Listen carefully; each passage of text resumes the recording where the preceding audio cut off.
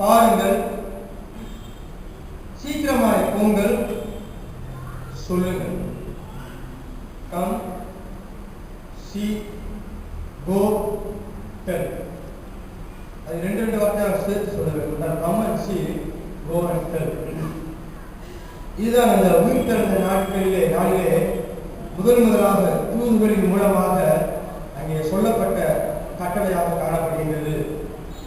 அங்கே பார்க்கின்ற 1ஆம் வசனத்திலிருந்து நாம் வாசிக்கின்ற வேளையிலே மார்க் 16:3 நாம் பார்க்கின்றோம், கல்லறையின் வாசலில் இருக்கிற கல்லை நமக்காக எவன் புரட்டி தருவான் என்று ஒருவரோடு சொல்லிக் கொண்டார்கள். அந்த கல் மிகவும் பெரிதாக இருந்தது. அவர்கள் ஏறிட்டு பார்க்கிற போது அது தள்ளப்பட்டிருக்க கண்டார்கள்.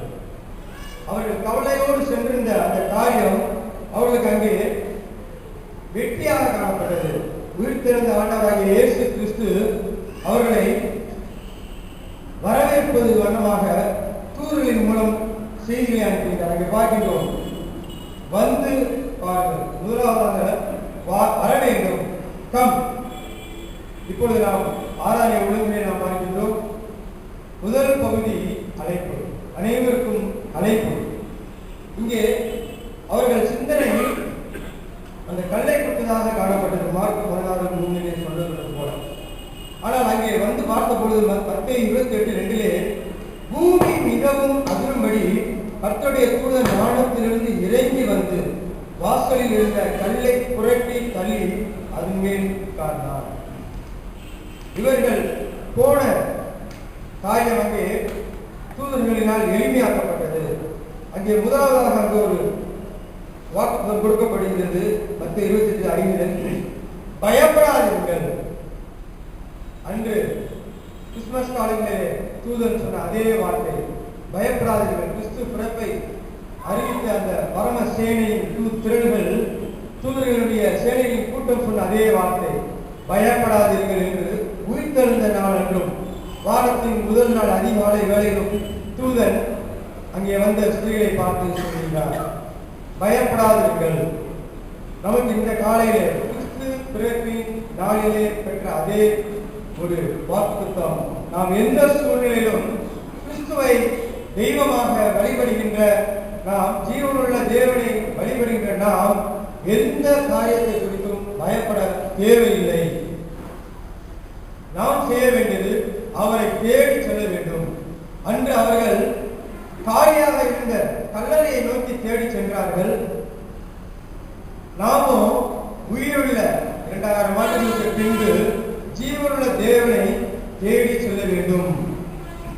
பழைய ஏற்பாட்டு காலத்திலே நாம் பார்க்கின்ற வேளையிலே பாவம் பிறந்த பொழுது கடவுள் ஆதாம் ஏவாளை தேடி வந்தார், வந்து அழைக்கின்றார், எங்கே ஒளிந்திருக்கிறீர்கள் வாருங்கள் என்று அழைத்தார். அதே போல நோவாவை கொண்டு அந்த மக்களை, பாவத்தினால் அழிந்து கொண்டிருந்த அந்த மக்களை அழைத்தார், வாருங்கள்.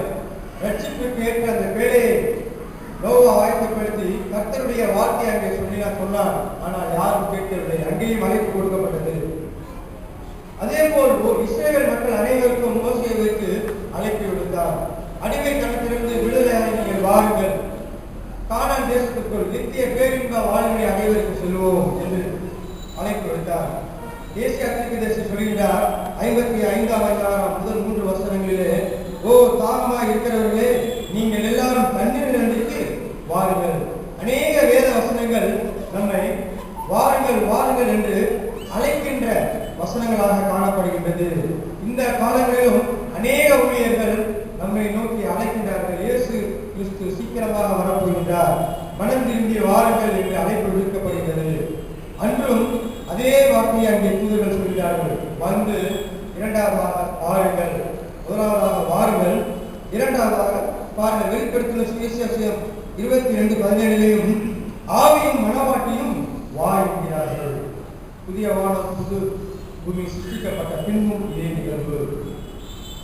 அதே போல மத்தேயு 11:28 அதிகாரம் 21, 11ஆம் அதிகாரம் 28, 29 வசனங்களிலே, வருத்தப்பட்டு பாரம் சுமக்கிறவர்களே, நீங்கள் எல்லாரும் என்னிடத்தில் வாருங்கள், நான் உங்களுக்கு இளைப்பாறுதல் தருவேன்.